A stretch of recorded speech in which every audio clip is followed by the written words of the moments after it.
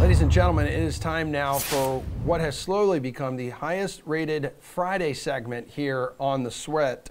It's called Rubbin is Racing. And we have DraftKings contributors here, Pearce Dietrich, who is a NASCAR expert, Geoff, new to the expertise field when it comes to racing. And we need to update everyone on the standings after last week. So Geoff, congratulations. You have actually gained a little bit of ground because Pearce's pick of Denny Hamlin could not finish the race. Only managed 5 DraftKings fantasy points. Pathetic. That was at the Food City 400. Awful. But Ulrich, Chase Elliott, your pick, a little better, 38 points, a 9th place finish. You still have a massive chunk of ground to make up, but that's why we do this segment. And that's why I'm going to start with you today as we kind of break down DFS contests here for this weekend's NASCAR and F1 races. So the Xfinity Cup Series in Talladega, baby. You're not first, you're last. It's the Geico 500. 3 guys have a salary north of $10K. Which one do you want in your lineup, Ulrich? Oh boy. I mean, you got Kyle Larson sitting there at 10-1, and it feels like no one's going to play him because, he's got poor track history and he hasn't done that much recently. But like the pick just seems to like it has to be Joey Logano here. You look at what the Ford cars have done at this track. You even just look at last year, 9 of the top 13 were Fords, and Logano has been great at this track, at this event. He was 3rd at this race last year. So Logano's coming in, he's driving fine. I think that this track just suits him just about perfectly. And then you've got the Ford trend. I think you have to go with him if you're starting over 10K. I'm not sure that you need to start over 10K this week, but like between those 3, I'll definitely lean Joey Logano. Okay, Blaney, Logano, Larson. Who you want, Pearce? This is all going as planned. I'm kind of reluctant to share my strategy just because I want to beat Geoff again this week because I knew exactly what he would do. The answer is you don't play any of those guys. You don't play anybody up near the front. At a plate track, you play the drivers starting in the back. Ignore the names. Ignore the salaries. Leave a ton of money on the table. What will happen at Talladega, Daytona, you name the tracks that are plate tracks, there's a bunch of wrecks. And the guys that survive, a couple of them will be nobodies, but they'll start in the very back and they'll score a bunch of points simply because they missed all of the wrecks and they will end up in the winning lineup. So again, don't pay up for anyone. Geoff's going to, and Geoff's going to learn that mistake. Yeah. You don't have to do that. Play guys in the back. We don't know who's in the back yet, but that will be the strategy. I love it. I love it. What about Bubba Wallace, Pearce? $8,100, defending track champion here, won the most recent race at Talladega back in, I believe that was October. So how much interest in him? Nothing against Bubba. You win a race at Talladega, congratulations, but a plate race win is luck. And to win a plate race based on a range-shortened race where he didn't really have to race to the end, that is also extremely lucky. So nothing against him. Again, here's the strategy this weekend. Forget about the names. Literally scratch, well, don't write on your monitor, but whatever you can do to ignore the names, do that. And your decision is, do you want to play drivers starting 20th or further back, 25th or further back? Maybe you get a little aggressive and you take some guys in 17th or 18th. That's it. That's the strategy. No more analysis. Play guys in the back, hope they don't wreck. You going to roster Bubba Wallace, Geoff, $8,100? Well, between Pearce calling me a square, he forgot to mention any drivers. He's not giving people any advice here. Yeah, I'm going to give you some advice. I think you should fade Bubba Wallace too. And my guy, Eric Almirola, is right there at 7,500. What does he do every time he comes to Talladega? He top 10s, top 15s, whatever. 15th at this race last year. You can play him at 7,500 for some nice value. You have Chris Boucher, or if he was in Canada, we'd call him Boucher probably. He's at 6,900. Again, I mean, a nice young racer playing well. He's not playing NASCAR. Yeah, he's driving well. And he's under 7K. He's got a good course or track. I can't get the golf out of my head. He's got great track history. Chris Boucher at 6,900 definitely in play too.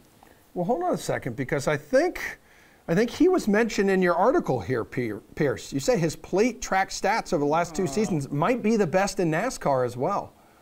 If Boucher is a great play, Bubba is a good play if he starts in the back. Yeah. All the guys that he just mentioned, Eric Almirola went on an incredible tear at Talladega that we've never seen before. They've all consistently finished well, but they also flip a coin and they can wreck in these races. So, yeah, I like Boucher. Okay. All right. There he is. Wow. You and Geoff in agreement? It's adorable. Is it just me, or does Pearce sound nervous this week? He does. He's on edge about his guy wrecking last week. Now he's really worried about it this week. Absolutely. I think I may have just set him off kilter a bit. You've already lost. Dude, listen, man. You're watching Netflix on his Wi-Fi. You are inside his head right now, Ulrich. So let's go to F1. Let's see if you could smoke him in F1. Who is going to be your top scoring driver this week? Geoff. I'm gonna go with Carlos Sainz Jr. here. The qualifying, it was really close between Leclerc. In the Friday, the first, not the qualifying, the first just test lap, whatever they call it. Leclerc was inches ahead of Sainz Jr. But you read what has been said about Ferrari, and they're saying, well, we're not quite ready to just commit to Leclerc so far this year. I don't know. I think this is a good race, and with a little bit of rain on tap, I think it's a good race to maybe go down to Sainz Jr. this week for GPPs. It's obviously, it's a bit of a long shot play. It's boom or bust because, you just look at the betting odds. It's Verstappen and Leclerc with very short odds. But I really do feel like Carlos Sainz Jr. at some point is going to pop up and perhaps just make a surprise, victory lap. So I think this is a good race to do it. We've seen Spaniards, come through at this track in the past. I'm going to go with him at 15K. Pearce, talk to me. You got to stick with the Ferraris. This is their home track, and they are the fastest in the field this season. They didn't even bring any updates or upgrades to this race because it is a shorter session this weekend. Other teams have tried, but with the rain and limited practice, they're probably not going to make any gains. So then it does come down to Leclerc and Sainz, and Leclerc has been perfect this year. Now, in Geoff's defense, and I kind of agree with him, if Leclerc makes a mistake, which he hasn't done all season, then Sainz definitely is going to have the opportunity. As Geoff mentioned, Sainz probably had the best car at Australia, had an issue in Q3, had a clutch issue at the beginning of the race. At the beginning of an F1 race, you can't communicate with your team. The radios are turned off, so that compounded. He tried to make up for the gap later on in the race, and he got stuck in the dirt. So Sainz is right there with him, but practice one, Leclerc was pushing the limits. He was the fastest again. You like that he's pushing the limits because he's going to know where that edge is in the race, and that will help him be perfect. I'll have to go with Leclerc, but Sainz isn't too far behind him. All right, dude. But here's the thing. Can he even focus on this race? Do you see the story that he had his $320,000 watch stolen right off his wrist as he was signing autographs? Who wears watches that expensive? Even if you have that money, why are you spending that money on a watch? He's got to be going crazy right now, dude. Pearce. Have you seen these F1 guys? They're like the royalty of the modern world. They are the real deal. So they're the ones that wear those watches, and I wouldn't really worry. He's probably got that watch insured. People get Domino's pizzas insured, so I think a $250,000 watch probably insured. Does that have a calculator on it? Yeah. It tells me I have no events today as well, so real busy Friday ahead. Geoff, you got to think that he is shooketh right now. $320,000 just ripped right off you. The dude probably sold it and is probably living in a new house right now.